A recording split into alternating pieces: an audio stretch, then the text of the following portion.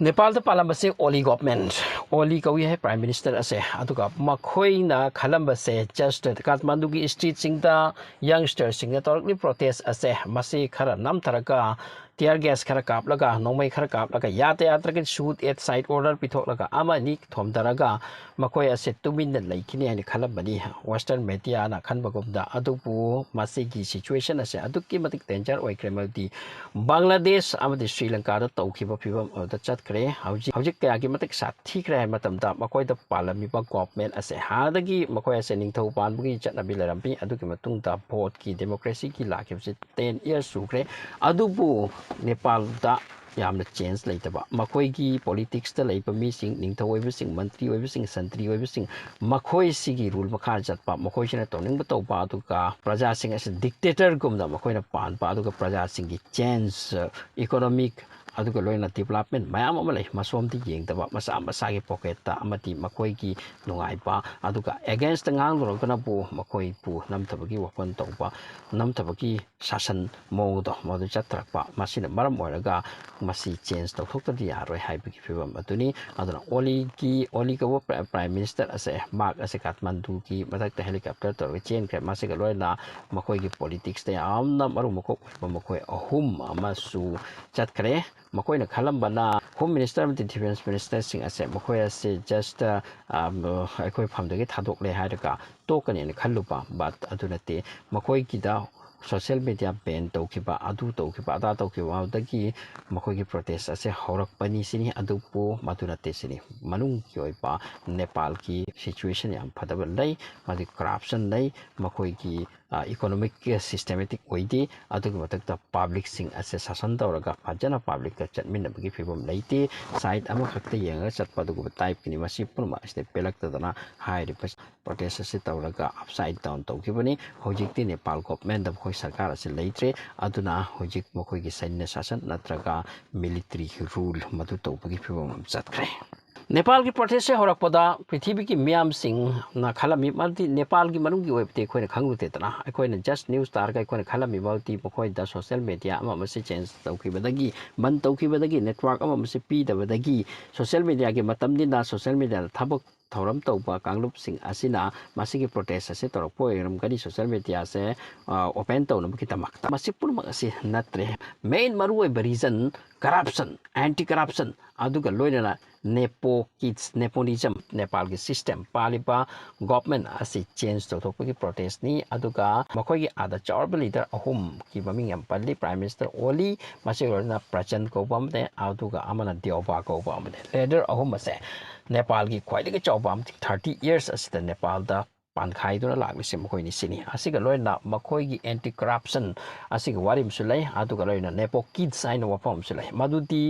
मखोइगी मचा मसु फैमिली सिंग असे प्रायोरिटी पीबा मचा मसु सिंग असिना मपा दो पॉलिटिक्स ति चौर लीडर ओरपनिना मखोइसु लीडिंग रोल द पुबा अदुगा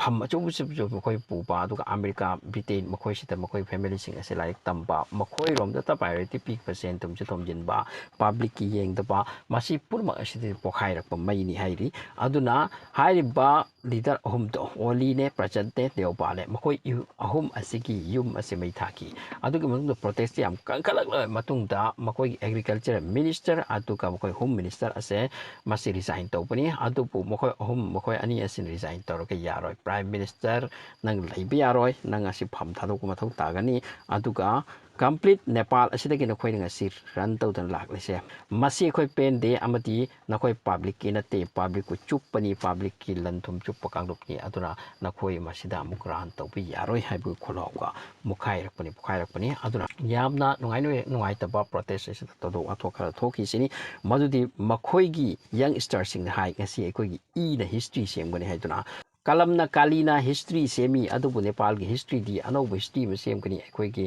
थबाक्तगी चेंथब ई सिंग हाइदुना स्टूडेंट अंगांग अमसु शूट तौबसिदा यावख्रे हाइदि मसिगिसे याम सथिना पुनिंग सुनिंगाय वारीनी हाइनरी अदुगा मखोइगी यंगस्टर्स सिंग असिगी थबाक फूरगा अदुगा नोंमै काबलो अखोइ कोक्सिदा काबलो हाइबा अदुगा मस्लोगान कया कना ngasi नेपाल से अपसाइड डाउन तौखिबने सो नेपाल दा होजिक मखोइगी आर्मी रूलिंग की लापगी फिबमनी लाहौखिबा नुमितांग ase masitsu yamna kan protest jatarise aduga hojik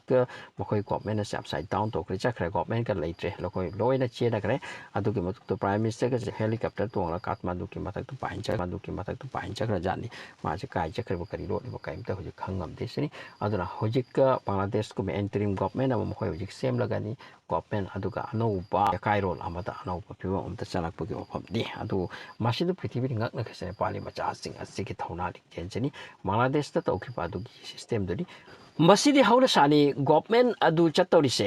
mokoina harauni hingdori public harauragani aduga Nepal gi sena complete tayon abo mong tani seni Nepal da chahi khuding ki makoi ki job opportunity lite job recruitment hai lite yamna minimum aduga loina public sing ase paisa rikol kaya ki matik wai hai matamda no magi khajik thabak engkhang sufam phawada phangdwa adugum phebam ni siri thabak sohandori se mi gi makuta paisa lairkani aduki matik paisa se mokoi wa khare sini aduna makoi gi public sing ase angamba youngsters sing ase makoi gi country the opportunity se leitaba aduga aduna maram orga atop country da chatlaga makoi adagi talaklaga madugi sen thumdo pisalakli Nepali sing se mapanda leiripa makoi na talakku paisa se Nepal da purakle adugi matungda makoi bathakta Nepal government da tax piba madugi tax asugi paisa tu pokhatla pairaga hariba makoi gi neta singsana maharaj ki mongda nuai yai farakun topa aduga makoi gi macha masu sing asina lingna araba da sala like tamba aduga matamuda British na toramba adugi mongda chalak jani makoi prime minister adugi matik makoi corruption da lukre sini madi makoi gi public sik contact amata leitre sini public ki contact leitre public ka makoi ka kari amata nuksina pa relation amata leirakte se matam sang le sini makoi gi te yang pa public ne yang da ba aduga economic failure oiba masi punum asidagi horakpa maini Gen Z operation natraga masigi protest asina hojik Nepal se complete change to thokre makoi gi demand hojik Nepal complete change ekoi pami Nepal se change torga anobo government anobo yawalon anobo khongthang amata chatsi haidra hojik prithibi ki myamna Nepal ki youngsters sing si tholingja youngsters sing asigi thauna lingjel punum asida serut tawna khre aduga change of prakadapani anobo nuai amagi damakta madugi khudam ama nakoina langlaba ama thamkre haibasi mafom kya tagi naidara bisini so Nepal ki chargeable leaders ni karai di chatkriba ji khangmam de khali chena kre sini harise helicopter puraga makoi gi sen tum bate dana makoi di collection torak tum koi makutani hoji karai chakriba masigi tung ta ba khangla kani halaklaroi aduga Nepal hojik anoba aduna hoji ki position ta Nepal ta makoi gi sainya shasan military regime oiragani adugi matungda hojik makoi interim government ka sengakani adugi matungda anoba sarkar ki wele chathabagi bhiwamni